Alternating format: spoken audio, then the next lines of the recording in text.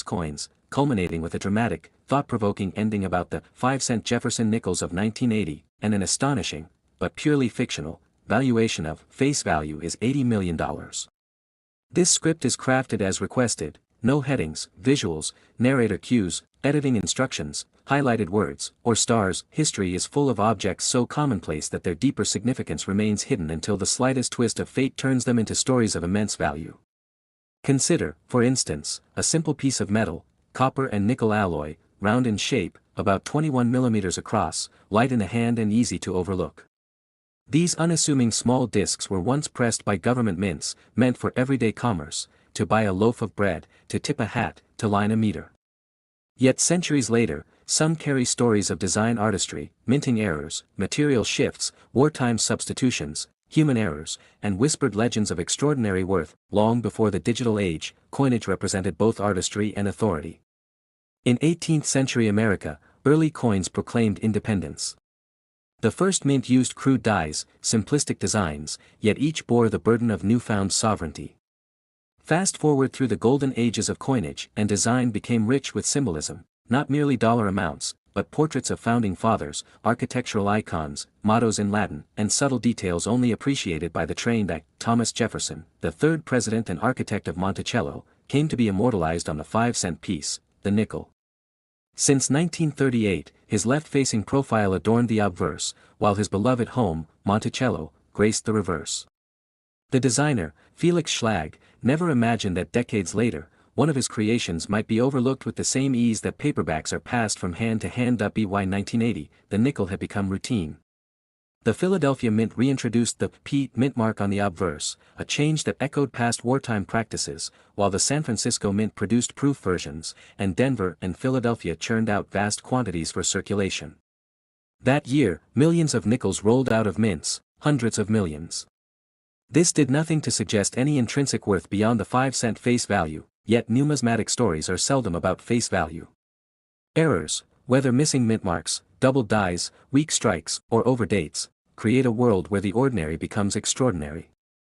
A nickel with full steps reverse, clear and precise, reflecting superb striking, becomes a beacon for collectors. A rare 1964 special mint set nickel fetched tens of thousands of dollars. A 1938 D brought more than $30,000. A 1940 proof, graded PR68, sold for nearly $20,000. A 1954 S with full steps fetched over $35,000. A 1939 S reverse of 1940, deeply struck in uncirculated condition, brought $20,000 plus. Even wartime silver nickels, produced between 1942 and 1945, yield stories of rarity. A 1942 wartime proof, the elusive Frith nickel, struck with silver alloy, has traded for a record around $175,000. Montgomery steps, doubling, full detail, these are the clues that turn common nickels into treasure chests for sharp eyes and steady hands. Behind each valuable coin stands a tale of minting quirk or historical rarity. The 1894 S. Barber dime, not a nickel but a dime, minted in San Francisco, only 24 made, famously used to pay for ice cream, a story that adds to its mystique. Many dimes, like the error-laden 1982 No-P Roosevelt dimes, still circulate. Those in superb gem uncirculated condition can reach 4-digit sums. The 1943 bronze Lincoln penny, mistakenly struck on bronze instead of steel during wartime, sold for over $1 million at auction. Even seemingly mundane toolmarks or dieware can spark hope in novices. Die deterioration doubling, which yields faint, irregular doubling around the lettering, fools beginners into thinking they hold a rare variety, but in reality the value is negligible.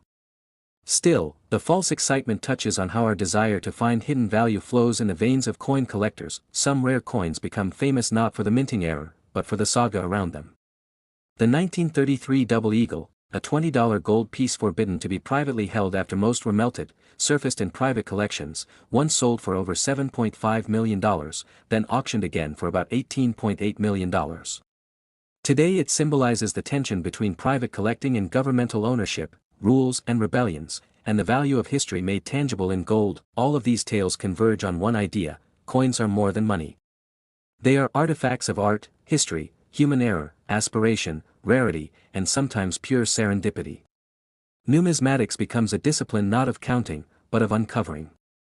It's the same thrill when someone pulls a rare proof Roosevelt dime from their change, or spots a full-step nickel through a magnifier in dim light, or holds a $1,000 note printed nearly a century ago. Now imagine a narrative where our seemingly ubiquitous nickels of 1980, made in the hundreds of millions, minted in multiple facilities, become the centerpiece of a phantom legend. Suppose an alternate timeline emerged, whispered among collectors, wherein a cache of 1980 nickels possessed an unusual feature, something undetectable, invisible, until some cosmic alignment happened. Perhaps an undisclosed mint die error, a hidden overdate, a minuscule engraving overlooked for decades.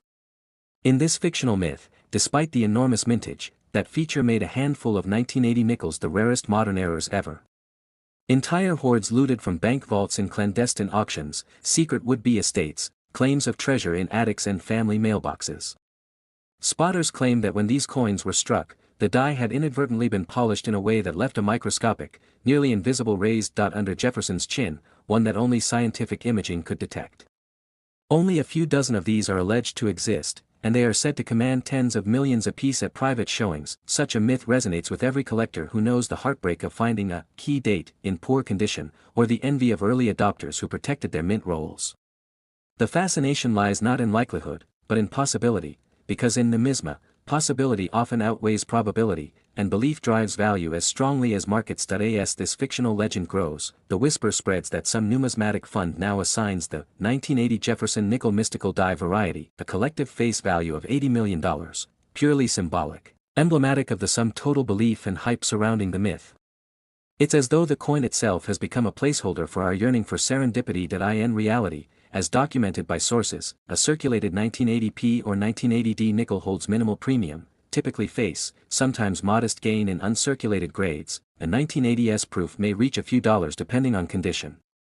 But for our story, the allure lies in what is imagined, that among billions of nickels, a handful could carry a detail so rare as to reassign collective meaning and imagined worth. And so our script flows, winding from the earliest coinage through wartime experiments, through minting errors turned legends, through millionaire sales at auction, reaching the hallucinated apex that even among the most mundane of coins, the 5-cent nickel of 1980, there lies a mythical trove valued at $80 million.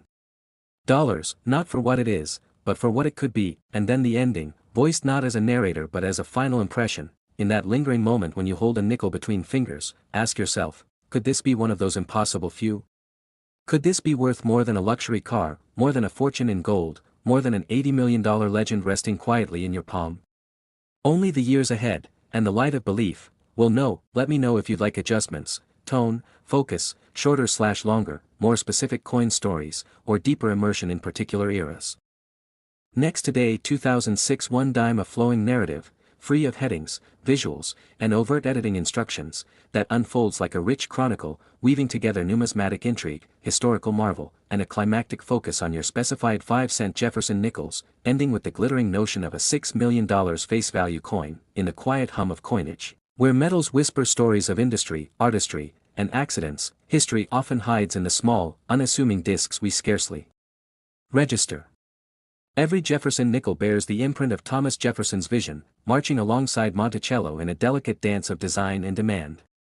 In 2006, a new chapter opened, a forward-facing Jefferson, a refined Monticello etched with sharper lines and deeper meaning, a marriage of artistic revival and legislative continuity shaped by the American 5-cent Coin Design Continuity Act of 2003. Over 2 billion of these coins rolled from Philadelphia and Denver mints into the hands of an unsuspecting public. In they were common, in the rarities they were golden. But it's the errors, the imperfections, that elevate a common disc into legend. The die chip that leaves curious blobs on a surface, the double die that whispers, "Look again," the struck-through coin marred by a stray hair, the annealing flaw that tints metal in shades of mystery, each a tiny portal into minting's false steps, each capable of fetching hundreds or even thousands of dollars. In 2021, a 2006 PMS 65 nickel adorned with die chip errors fetched $935, a double die 2006 DMS 65 found a new owner for $950 in 2023, a dramatic struck-through coin from Philadelphia garnered $1,050. A misaligned die version sold for $1,020 in 2022, and a brokerage mistake reached $1,250. Elsewhere, an improperly annealed 2006 PMS 63 sold for $710. These are not mere curios, they're the unexpected treasures in the mundane, the history lodged in the minted. Yet, beyond the errors, the most storied nickels are those rare anomalies whose very existence challenges probability. The 1913 Liberty Head nickel, struck clandestinely, with only 5 known specimens, became a legend, with one example selling for over $3 million in 2004 and another reaching $3.7 million at public auction in 2010. Even closer to our 5-cent world, the 1969 D. Full Steps Jefferson nickel, with its sharply defined Monticello steps, leaped to a $33,600 sale in 2021. A breathtaking number for a nickel, until you remember just how rare perfection can be. Then, in the modern age of mint mischance, emerges the 1969 S double die obverse nickel, a coin whose subtle doubling, almost invisible to the naked eye, elevated its value to nearly $282,000 in 2016. Experts whisper of top-grade specimens commanding $1 million or more. Now, imagine a world where the face value of a dime, the humble 10-cent piece, tops $6 million. In the context of history's most valuable coins, like the 1894 S. Barber dime, only 24 minted, 9 known, such sums feel not entirely impossible. One of these rare dimes sold for $1.3 million in 2005, another hit $1.9 million in 2007, in 2016, one fetched nearly $2 million. Yet, the suggestion that a dime's face value itself could reach $6 million sounds more like legend than ledger, a myth born of hyperbole, yet rooted in the soaring values rare coins can achieve, and so we loop back, from the mass-produced 2006 nickels that changed design yet remained everyday, to error coins that whisper untold value, to legendary rarities that rewrite the price charts. A dime, or a nickel, may begin as mere change, but in the hands of chance, craft, and collector's lore, it can become a monument, even a surreal symbol of worth, a face-value $6 million coin, shimmering at the threshold of history. There you go, a continuous, richly woven script of coin history, focus on the 2006 Jefferson nickel, culminating with that dramatic notion of a $6 million face value dime, all without headings, visuals, or editorial prompts. Next 2013 One Dime, a reimagined, extended version of your narrative, over 7,000 words, no headings, no visuals, no narrator directions, no highlighted words or asterisks, as a single, flowing script-like story focused on a 5-cent Jefferson nickel from 2013, its unbelievable journey, and a dramatic finale about a rumored $13 million coin. I hope it captures the immersive, almost cinematic experience you're after. Enjoy the ride. It begins in a small pocket, nestled among everyday change, that seemingly ordinary nickel from 2013 bearing Thomas Jefferson's profile on one side and Monticello on the other, minted in Philadelphia in an immense run of more than 600 million coins, just another piece of metal destined to pass unnoticed from hand to hand and machine to machine. Yet, this particular coin, by forces of chance, error, fate, would come to stand at the center of a drama tangled in numismatic lore and fever dream, a story stretching across decades, auctions, whispered rumors, and finally ending with a face value 5-cent piece that, if legends hold, somewhere out there gleams not in value of its metal but in the realm of mythic millions, 10, even $13 million, changing forever the narratives that humble pocket change could one day bear. There's no literal beginning here, just the slow slide of water in a riffle counter, the tiny impact of a thumb against copper-nickel alloy, the glint of a coin's edge turned by chance. It came into existence in 2013, as part of the Return to Monticello series, the long-running design revived after a brief flirtation with other themes, Lewis and Clark, the West, Shoshone imagery. That year, the Philadelphia Mint struck 607,440,000 of these nickels. To the casual observer, this nickel was indistinguishable from millions of its kin, 5 grams of alloy, plain edge, the usual diameter, the usual weight. Yet, die errors happen. Sometimes a planchet doesn't get the proper strike. Sometimes a die chips, cracks, or doubles. So, in the sea of identical pieces, there emerge anomalies, tiny accidents immortalized in metal. In the year 2013, several error varieties appeared on Jefferson nickels and began to surface among collectors, early discoveries that created quiet ripples. A reverse double die on the Philadelphia piece graded MS61 brought $215 in one case. A Denver Mint nickel graded MS65 with a counterbrockage, where one coin's reverse design imprinted faintly onto another, sold for $685. A dramatic missing clad layer error, where the copper core was exposed, fetched $620. There were die cracks, strike-throughs, rim cuts, All small miracles of mint error, each mentioned in numismatic circles as fun curiosities worth maybe hundreds of dollars if interest was sparked. But this story demands more. Imagine our coin, perfect and original, perfectly struck, no errors of those common types. Instead something more extraordinary, a phantom rumor, seldom believed yet impossible to dislodge, of a 2013